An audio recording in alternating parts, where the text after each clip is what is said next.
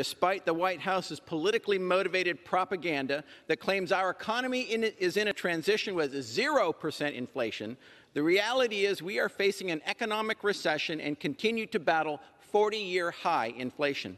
So as millions of Americans struggle to buy groceries, fill up their gas tanks, afford rent, and pay utility bills, Democrats are ramming through their tax and spend bill that will only make life worse. Now, I know the left can't quite grasp the basics of high school biology, but it appears that they also need a lesson on the fundamentals of economics and basic math.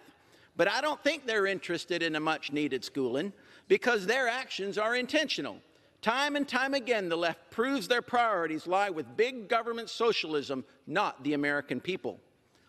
And through increased IRS audits, they're willing to demolish any small business, worker, or family that gets in their way. I urge all my colleagues to reject fueling inflation and reject tax hikes during a recession by voting no on Democrats' Build Back Broke bill. One of the most egregious provisions in this socialist spending bill includes providing $80 billion to the IRS for hiring 87,000 new agents to audit hardworking Americans.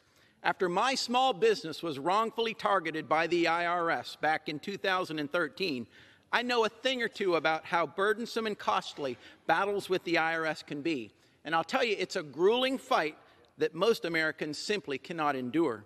This is precisely why I introduced an amendment to eliminate the IRS enforcement provision in this severely misguided legislation.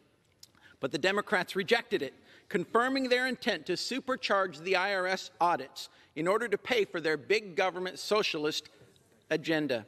This week has also proven just how corrupt our federal agencies are and the length they're willing to go to persecute political opponents. Think about it.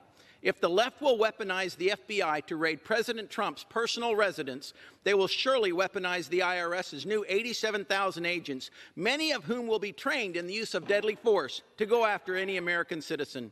I urge my colleagues to vote no on supersizing and weaponizing the IRS against the American people.